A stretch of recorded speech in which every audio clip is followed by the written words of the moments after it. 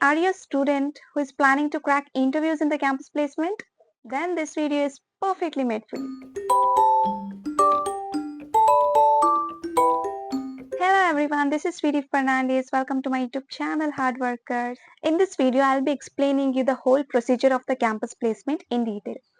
So basically campus placement where other multiple companies come to your college and they will take your interviews. Interviews will be very simple. Don't think like you have to be very practical, you have to be too technical, you have to learn a lot of knowledge. No, they know that you're a fresher, you're still a student, you are there to learn. It's not that you already have knowledge and they will pick you. That is not the thing. First round is the aptitude. What is aptitude? Aptitude is a written exam. It basically you will be having one question and they will give you four options. So it's a MCQ. There are multiple division in that aptitude as well. Usually what happens in every college, they will teach you what kind of questions might come and how the exam will be. So you have to be prepared for the aptitude level. In aptitude, we have quantitative questions, logical reasoning, English grammar, and if you're from CS background, computer science background, then you'll be having IT related questions, computer related, very basic questions. Okay. Do one thing, weekly take one class or one day to prepare for your aptitude round. It is really not difficult. To be honest, what we used to do when I was in college, every Wednesday we used to have one class for this aptitude round only. They will teach you what is the exact logic to solve these questions, quantitative question that will be usually of maths. Logical reasoning, it will be very easy if you understand the logic.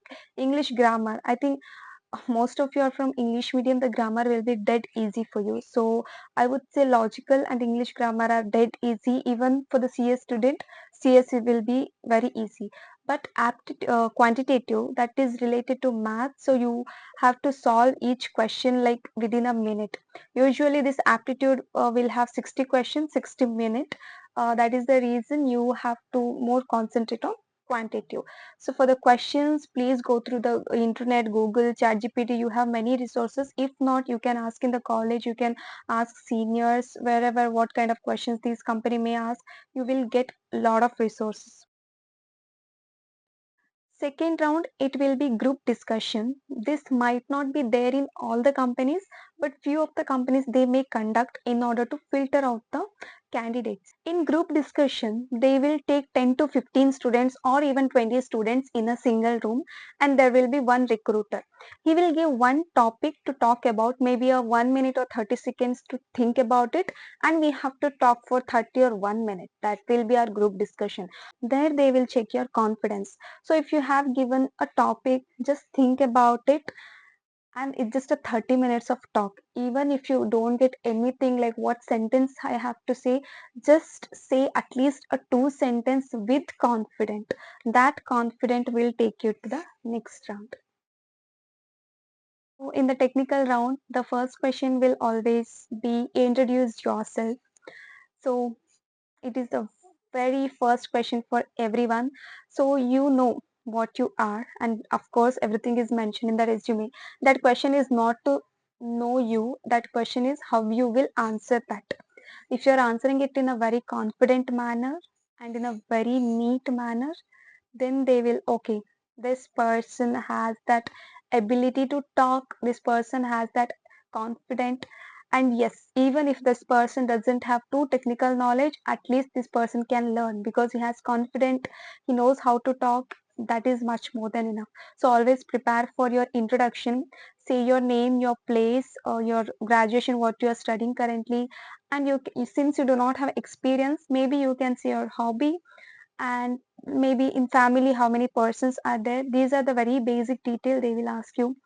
They might sometimes even question your hobby. For example, I mentioned traveling and they ask me like from one place to another place how many kilometers are there, some ABC place they mentioned, and I said some kilometers. If you're mentioning you're reading books, then they will ask you about which book you have read, and they might ask you questions on that story as well. So just mention what is your real hobby. Here comes the technical round. If a lot of students have already filtered out, then the technical round will be one-on-one. If they're having a still lot of students, then they might take 2 to 3 students at a time. So in the technical round, it will be basic CS questions they will ask. How much computer knowledge you have, maybe Microsoft Word, Excel, how do you do it, how the things will go on, basic technical knowledge. Okay, don't think it will be too much, but if you are a CS student, computer science student, then you'll be asked for a coding, a very simple coding, a very basic coding. For the non-CS students, it will be very basic regarding maybe Excel, Microsoft Word, PPT, or something related to computer. They will ask those things of basic questions. You have to be prepared.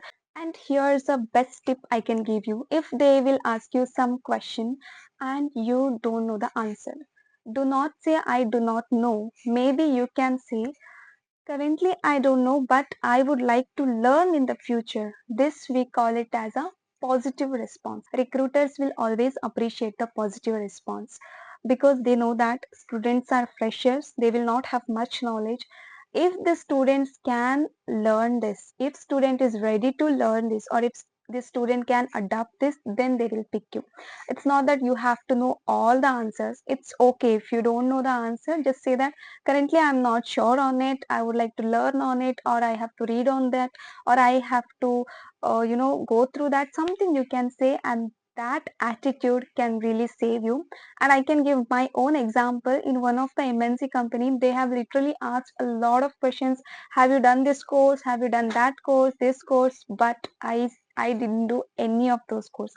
I directly told them I haven't done this course as of now because I was not aware of it. I would like to learn in the future. Hence, always remember to have a positive attitude. And now comes the last round, that is HR round. Here they will ask you about your salary expectation, and they might also question about your personal thing. Salary expectation as a fresher, we are not supposed to say how much we want because the company will already have a budget for the freshers.